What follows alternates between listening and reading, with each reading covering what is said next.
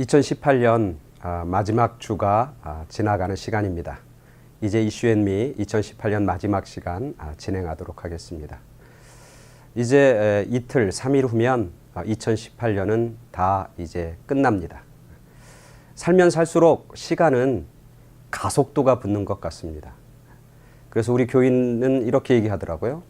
50대에는 50마일로 시간이 가고 60대에는 60마일, 70대에는 70마일로 시간이 흘러간다. 전적으로 동의합니다.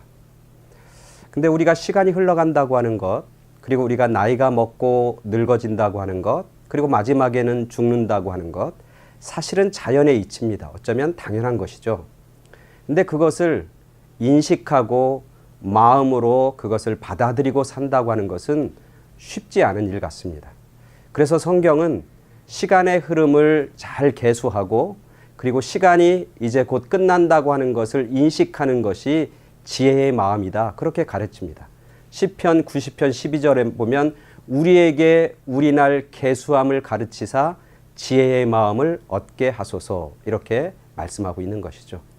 즉 시간이 지나간다고 하는 것 그리고 우리 날이 얼마 남지 않았다는 것을 깊이 인식하면 우리의 삶이 더 깨끗해진다는 거죠. 진실해진다는 거죠. 그리고 무엇이 더 소중하고 가치 있는지를 우리가 발견하게 되고 그것들을 붙잡게 되는 것이죠. 사실 죽음 앞에서 거짓말하는 사람은 없습니다. 살려고 거짓말을 합니다. 예수님의 제자들도 자기가 살려니까 거짓말하고 예수를 부인하고 예수님으로부터 도망갑니다. 근데 죽기를 각오하니까 그들은 진실해집니다. 하나님 앞에서 진실해지고 하나님 앞에서 깨끗해지고 그리고 하나님 앞에서 거룩한 일을 감당하게 되는 것이죠. 오늘 우리들의 삶도 마찬가지입니다. 사실 죽음을 생각하면 죽음 앞에서 사실 죽어가면서 경제에 대한 돈에 대한 이야기를 하는 사람은 없다고 그래요. 죽어가면서 정치나 권력에 대해서 얘기하는 사람은 없다고 그래요. 죽음 앞에 섰을 때 가장 중요한 것은 영적인 영원한 생명, 지금 죽음 이후에 영원한 생명에 대한 관심이고 종교에 대한 관심이고 그리고 예수에 대한 관심, 그게 죽음을 맞닥뜨린 사람들의 관심이라고 하는 것이죠. 에베소에 보면은 때가 악하니 세월을 아끼라 그렇게 얘기합니다. 정말 우리가 세월을 아끼며 살아가는 것, 모든 사람들에게 동일하게 주어진 시간을 흘려보내는 것이 아니라 흘러가게 놔두는 것이 아니라 그 시간들을 의미 있는 것, 가치 있는 것에 사용하는 것, 그것이 오늘 우리가 올 한 해를 마무리하며 또 내년 2019년을 맞이하면서 우리가 가져야 할 소중한 마음의 자세인 것이죠.